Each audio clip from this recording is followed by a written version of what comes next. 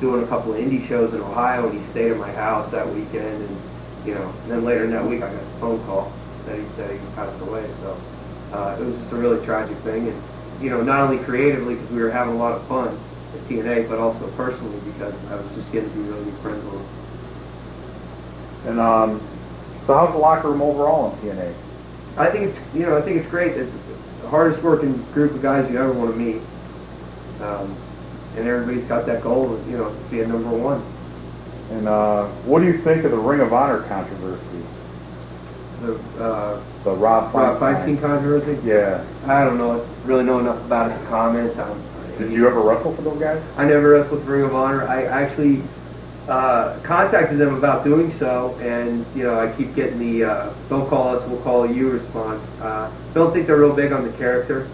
Initially, that was their excuse, was we don't use wrestlers with characters. Of course, since then they've gone on to book several characters and angles and things like that. So I don't know that could be the excuse now. I just for whatever reason they don't feel like I'm a good fit in the company, and really now it's a moot point anyway because TNA would rather I didn't work for them or anyone else involved with TNA.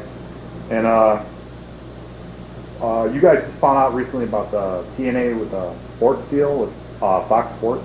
Right. What do you think of the TV deal now? You guys are going to be on once a week. Yeah, I think it's great. I think there's a huge potential there to really reach a large audience, and I hope everything works out according to plan, and everybody gets some benefit from that.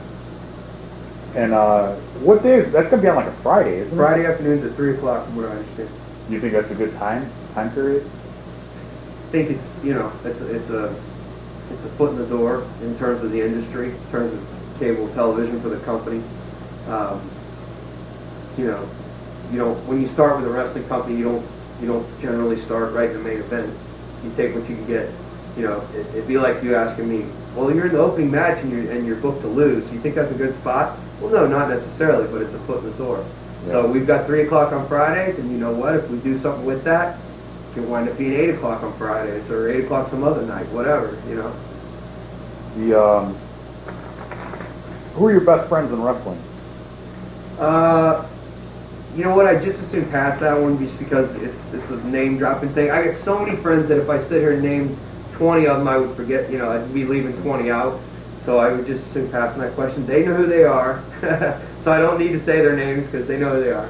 And I can get a shameless plug in with this. If you go to sharkboy.net, you will see me pictured with many of my friends in the industry. So sharkboy.net. Yeah, you got a picture of Sting on there. Yeah. How was he? Sting's a great guy. Really great guy. What a thrill to get to go on the tour in Europe with him and meet him and watch him work and listen to that crowd and hear that reaction when he comes out. Just make your hair stand up. It was so incredible. How was Lex Luger on that? Lex was nice to me. He rubbed some people the wrong way. I mean, he himself. We gave out. Somebody gave out year-end awards. I think it was Mike Sanders or some smart ass like that.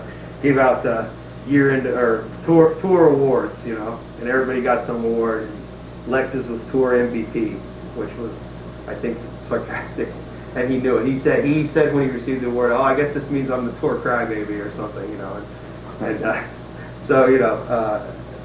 honestly though, Lex is he's a guy who's been a lot of places, done a lot of things. You got to respect that, and he feels like he deserves to be treated a certain way, and I think we all have that feeling. So, more power to him. Who's the worst guy in wrestling that you could think of, like? Anybody that's treated you bad, or? Yeah, but mostly it wouldn't be anybody you'd have heard of. It'd be like an independent promoter in 3 or 4 different towns that I could probably think of that either lied or tried to swerve me some way or fool me some way, or I could sit here and name a few of those, but again, what good would it do? You probably haven't heard of them anyway. So, what's the worst town to wrestle in? Worst town to wrestle in? Or worst arena?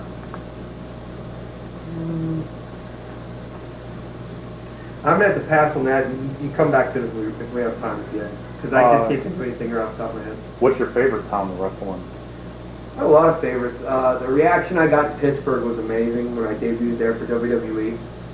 Anytime I wrestled in the Cincinnati or Dayton, Ohio area, or Middletown, Ohio, that area, I love wrestling there, just because all the family and friends come out, get a great reaction.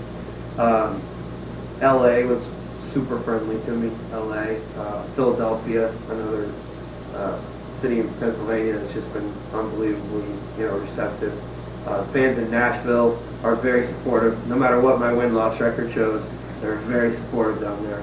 So, who's the best up-and-coming talent that you can see?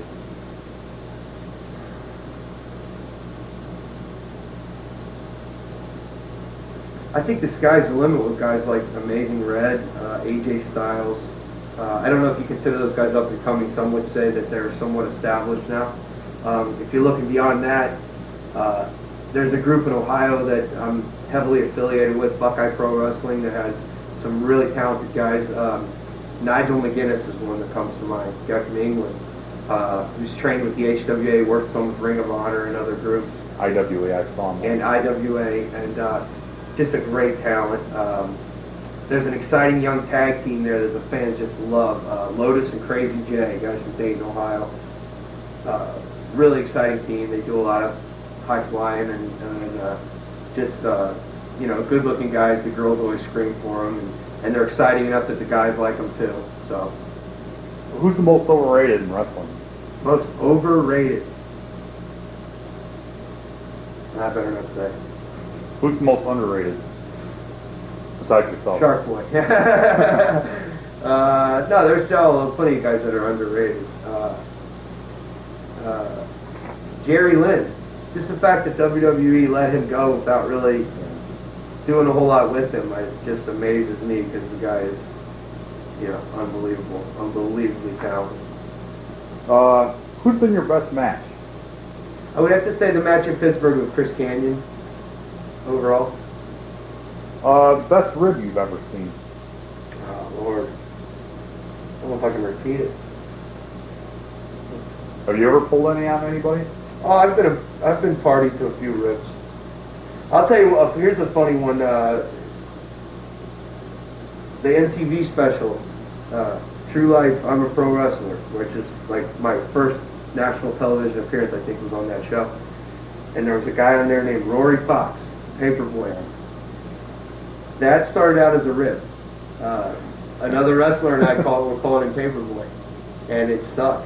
And it was something that Les actually got behind and got involved with, and that started out as a rib. He got a lot of mileage out of that rib, though, you must admit. Yeah. Who's the worst promoter you ever worked for? I would love to sit here and tell you. Who's the best promoter? Best promoter I worked for. It'd be a dumb move not to say the Jarrett's, wouldn't it? How's he in Rotten? I like working for Ian a lot. He's very creative. He's got a lot of knowledge of the business. Most people don't give him credit for. They think he's nothing but blood and guts and hardcore. He is that. He's every bit of that. But he also has a deep appreciation for the old NWA and Mid-Atlantic federations and the storyline.